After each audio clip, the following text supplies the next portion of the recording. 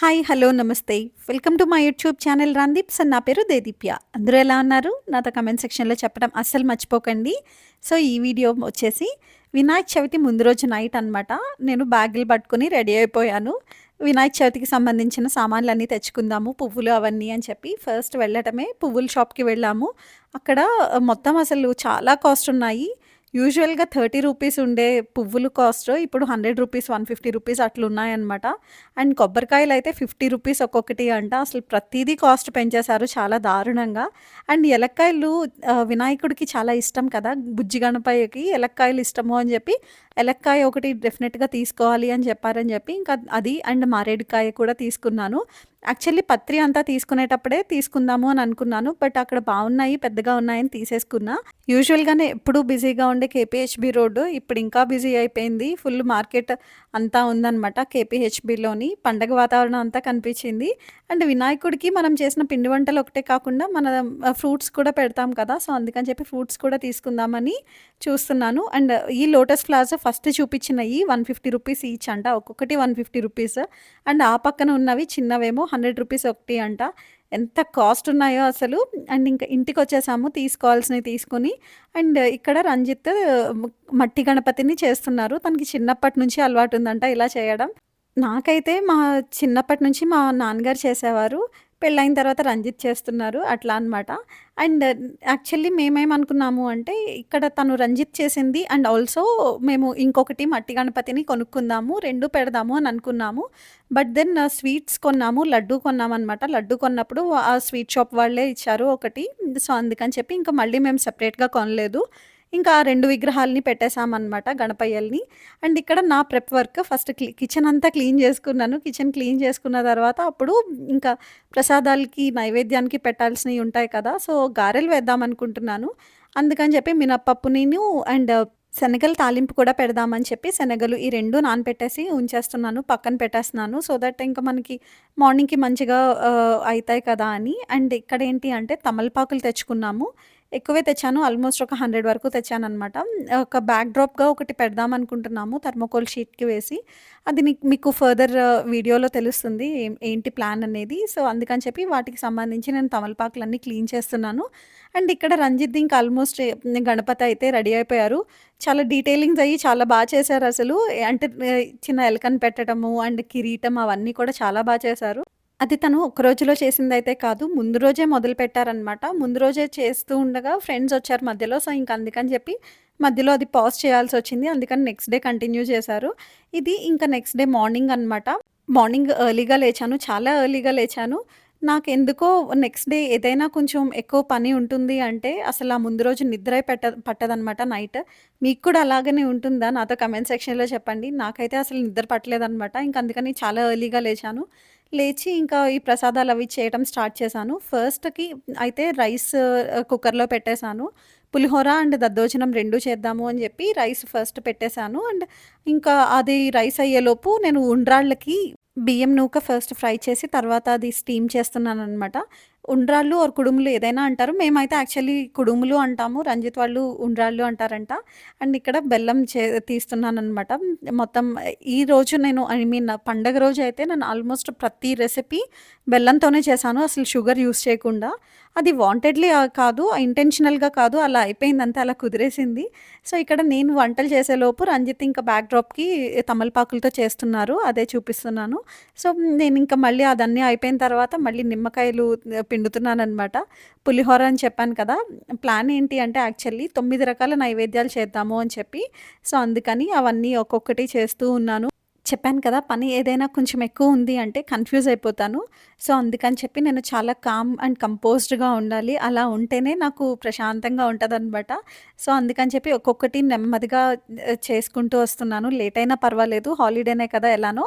So, అందుకని ఒక్కొక్కటి నెమ్మదిగా చేసుకుంటూ కన్‌ఫ్యూజ్డ్ లేకుండా చేద్దాము అని చెప్పి చేస్తున్నాననమాట. సో, ఇంకా ఇక్కడ ఉండ్రాళ్ళు అదే కుడుముల్ని మళ్ళీ మనము స్టీమ్ చేస్తాం కదా! సో, అందుకని చెప్పి ఇడ్లీ రేకుల్లో పెట్టేసి స్టీమ్‌కయితే పెట్టేశాను. అదయిపోయిన తర్వాత ఇప్పుడు మళ్ళీ ఇది ఆవడ ఉంటుంది కదా! ఆవడ చేయటానికి పెరుగు తాలింపు వేసుకున్నాను. దాని తర్వాత మళ్ళీ పెరుగన్నం అదే దద్దోజనంకి తాలింపు వేసుకొని అవన్నీ అలా స్లోగా ఒక్కొక్కటి చేసుకుంటూ చేశాననమాట. ఇంకొక విషయం ఏంటి అంటే, నేను ముందు రోజే అన్నీ కూడా ప్రసాదాలు ఏమేం చేయాలి అవన్నీ స్టెప్ బై స్టెప్ నోట్‌లాగా రాసుకున్నాను. ఎందుకంటే, నేను ఇన్ని చేయటంలో ఏదైనా ఒకటి గమ్మున మర్చిపోయే ఛాన్స్ ఉంటుంది కదా! సో, అందుకననమాట. సో, అది అలా నేను నోట్స్ రాసుకోవటం వల్ల నాకు టాస్క్ కొంచెం ఈజీ అయింది. సో, ఇక్కడ ఇంకొకటేంటంటే, నేను గారెలు ఫస్ట్ టైమ్ వేశాను. చెప్తే నమ్ముతారో లేదో కానీ గారెలు భలే వచ్చినియి అసలు. అంటే గారెలకి కన్సిస్టెన్సీ మంచిగా ఉండాలి కదా! పప్పు కన్సిస్టెన్సీ మనము గ్రైండ్ చేసుకునేటప్పుడు. సో, ఆ కన్సిస్టెన్సీ చాలా పర్ఫెక్ట్‌గా వచ్చింది ఫస్ట్ టైమ్ చేసినా కానీ, ఏదో ఫస్ట్ టైమ్ చేసినట్టయితే లేవు. గట్టిగా అట్లాగా చాలా వచ్చినియి. మెత్తగా ఉన్నాయన్నమాట.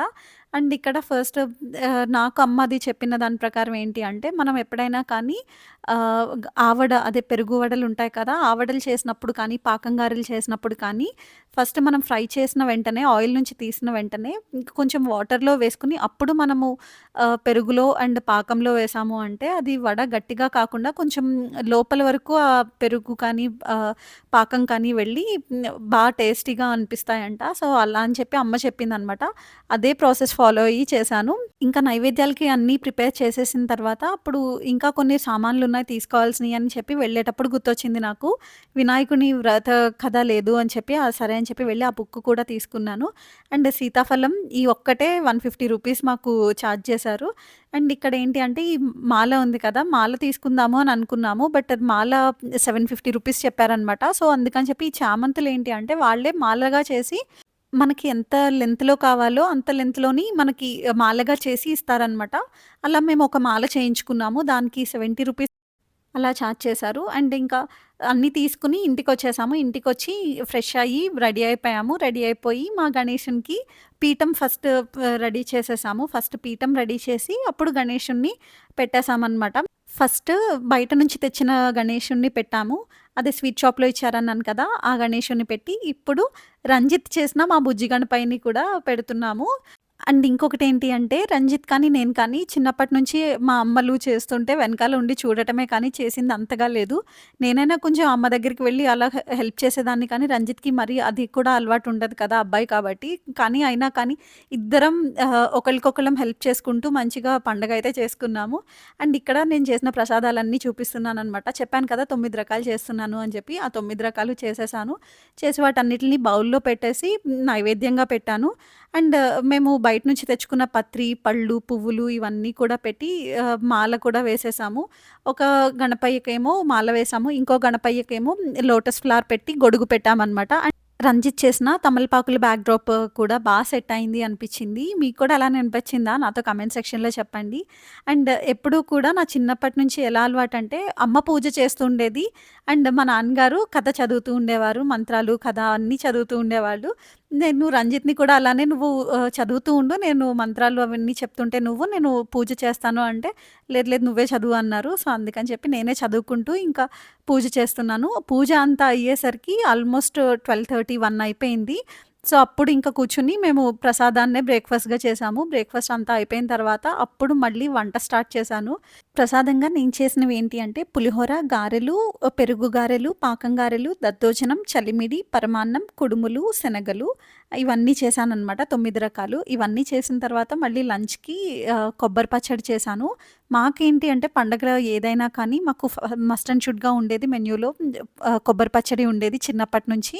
దానితో పాటు అత్తీసర పచ్చి పులుసు ఉండేది. బట్ రంజిత్ వాళ్ళకి అది అలవాటు లేదంట. సో, అందుకని చెప్పి ఇంకా సాంబార్ పెట్టేయమన్నారు. సో, అందుకని కొబ్బరి పచ్చడి చేసి సాంబార్ చేశాను.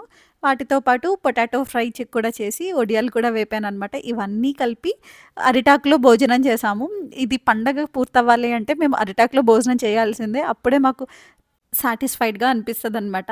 సో, మొత్తానికి మా పండగైతే ఇలా చేసుకున్నాము. మొత్తం స్టార్టింగ్ నుంచి ఎండింగ్ వరకు చాలా మంచిగా జరిగింది. ఎక్కడ ఏది కూడా అయ్యో! ఇది లేదు అని అనిపించలేదనమాట. బట్ ఓన్లీ థింగ్ ఏంటి అంటే పేరెంట్స్‌ని మిస్ అయ్యాము ఇద్దరము కూడా. ఎప్పుడు పేరెంట్స్‌తో చేసుకునేవాళ్ళం కదా! పెళ్ళికి ముందు. సో, ఇప్పుడు ఇద్దరము ఇలా చేసుకోవటం. అరుణ్ ఉన్నాడు. సో, మేము ముగ్గురం కలిపి చేసుకున్నాము. అండ్ వీడియో నచ్చితే లైక్ చేయండి, షేర్ చేయండి, కామెంట్ చేయండి. అండ్ ఛానల్‌ని సబ్స్క్రైబ్ చేయడం మాత్రం మర్చిపోకండి. సో దట్ నా నుంచి వచ్చే అప్డేట్స్ ఏది మిస్ అవ్వకుండా మీరు ఉంటారు. See in the next